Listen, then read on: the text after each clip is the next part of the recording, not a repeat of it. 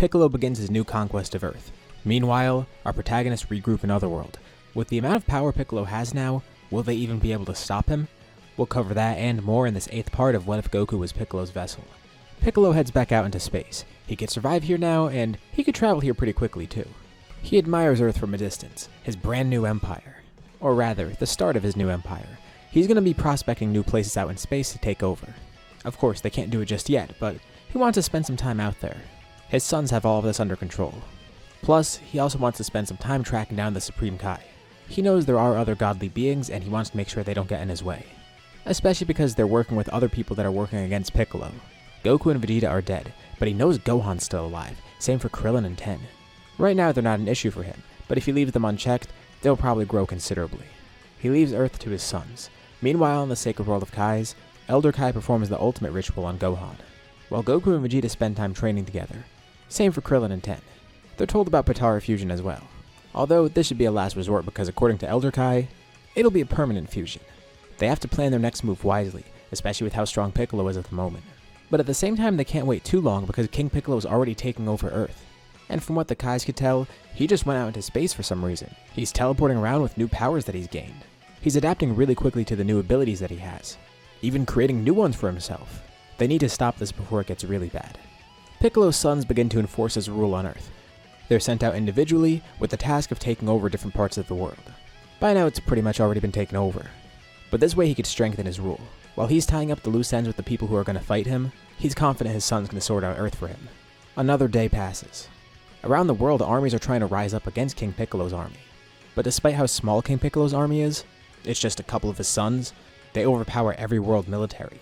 And once more, his sons go after world tournament contenders, making sure they get rid of any strong person on Earth.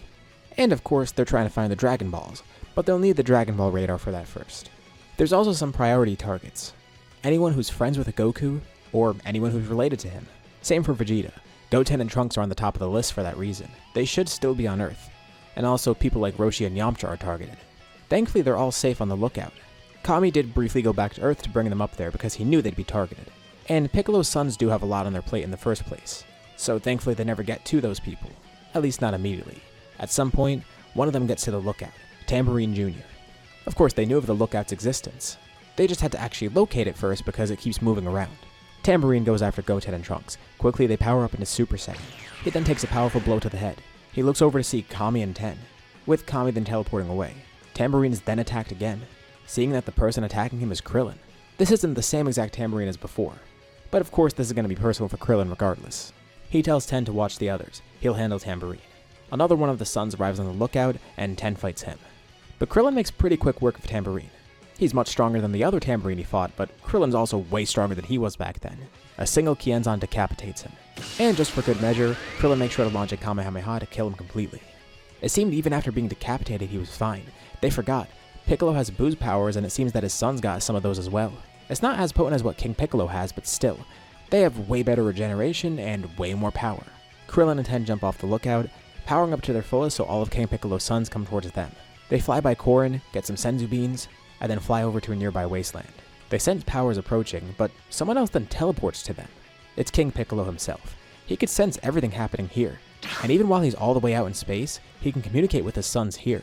When he heard these two were back on Earth, he wanted to make sure he could deal with them himself. His sons might not have the power necessary to take them on, but he definitely does. They're nothing to him.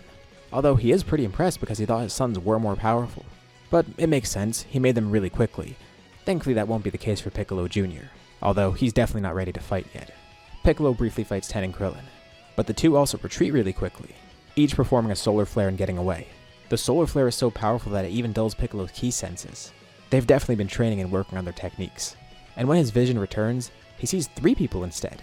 He doesn't know if he's seeing things, but then it fully comes back. He's not seeing things. Krillin and Tien are gone. Goku, Vegeta, and Gohan are there. And Piccolo laughs seeing them. He doesn't even know how they're here. It looks like the gods really want him dead. They're letting dead people come here to fight him. He thought he fully got rid of them, but it seems not. He even thought that anyone killed by him wouldn't pass on into the afterlife. It looks like the gods must have had a soft spot for these two in particular, because this is really out of the norm. Although it's too little too late, he doubts they've gotten much stronger. Well, Goku and Vegeta haven't grown much, but Gohan had just finished his ritual. He would have come with Krillin and Tien earlier, but he couldn't. He needed just a little bit of extra time. Thankfully those two bought it for him. He's the first one to jump in, powering up fully into Ultimate, facing off against King Piccolo. He definitely has an impressive amount of power, but it's not going to be nearly enough to fight King Piccolo, especially as he is now. That doesn't matter. That's why there's 3 of them. Goku and Vegeta enter the battle as well. For all 3 of them, this is personal. Mostly for Goku and Vegeta though. But even in a 3v1, Piccolo's advantaged. He has so many new abilities he could try and utilize here. First, he goes for the Candy Beam. He could just finish this quickly. He'd rather just have them out of his non-existent hair. He doesn't want to make the same mistakes as last time and be trapped forever somehow. He doubts it's even possible anymore, but he might as well not even entertain the risk. He wants them dead as quick as possible. But thankfully there is one thing working in their favor. All the abilities Piccolo just got are still new to him. He doesn't really know what he's capable of, nor does he know how to fully utilize those abilities. So they don't see the full extent of his power because of that. But he's definitely going to try and bring it out throughout battle, because he knows this is a downside. As the 3 of them fight, Goku suggests to Vegeta that they fuse. It's clear they're not going to win this, which is surprising because he thought at least with Gohan's new power, that would be enough. But they didn't realize Piccolo was this strong now. But Vegeta's not up for fusion, it's permanent. He doesn't want to do that. So Goku has to try and convince him. He could even try and fuse with Gohan, but Elder Kai made it sound like he should fuse with Vegeta instead. So he's really pushing for it. And thankfully at some point he does get through to Vegeta.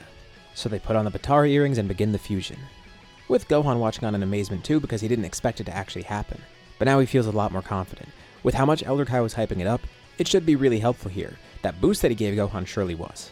And once the fusion completes, that seems to be exactly the case. A new warrior stands there in front of Piccolo. A fusion between Goku and Vegeta. Vegito. Instantly he powers up into Super Saiyan. If Piccolo's gonna merge his power with someone else, it's only fair they do the same. Thankfully they're not badly injured at the moment either. Plus someone shouts at them from nearby. It's Krillin, tossing a Senzu to Gohan and one to Vegito. These were the last 2 Korin had left, so make good use of them. They each eat a Senzu bean and fully power up again. This is exactly why Piccolo wanted to kill them so quickly. He knew something like this would happen. They'd have some sort of trick up their sleeve. Is he getting concerned? He doesn't really think so. And he could sense that his sons are falling one by one. This entire time, Tien and Krillin were killing the rest of his sons, who all were nearby because they came here to kill them in the first place. He won't let it happen like this. After all this time and effort, he finally got freed. He does have that one backup plan, but he doesn't want to rely on that. But he calms himself. He won't have to rely on that. He'll win here. He doesn't need to fall back on Piccolo Jr. The final battle begins. Ultimate Gohan and Vegito versus Piccolo. And Vegito feels something weird about his power. Well, at least the Vegeta side of him does. He has access to Goku's pure Super Saiyan. And it's strange. Maybe this is the reason Goku went to the afterlife. He completely forgot about it. That purifying energy he has that might have just protected him against Piccolo. And as for Vegeta, he wasn't necessarily killed by Piccolo, his soul was just pushed out of his own body. Neither of them know the specifics behind it, but no point in questioning it now. They just feel like someone in the comments might be questioning that. Well, Vegeta wants to let you know they got off on a technicality. And they got new bodies thanks to the gods helping them. But also thanks to that purifying energy, now Vegito can use that in his favor against Piccolo. It'll help him be even stronger. The battle rages on. Piccolo creates a duplicate of himself, one to fight Gohan and one to fight Vegito. Not only is Gohan much stronger, but he's just a better warrior in general.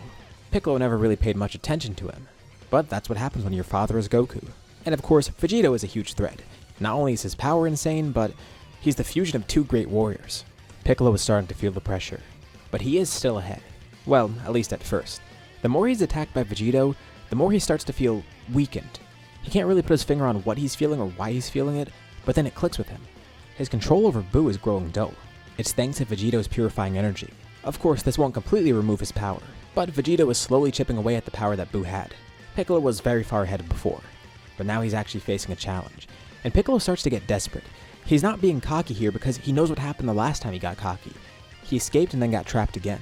And he knows what everyone here is capable of. He's not going to underestimate them, as much as he would love to. But he has one last thing to use as a last resort. This should guarantee his victory, regardless. Out of desperation, he tries to absorb power from Vegito. And it is working. Vegito's strength is being sapped and given to Piccolo. But he can't contain the energy. It's still that same purifying energy he had before.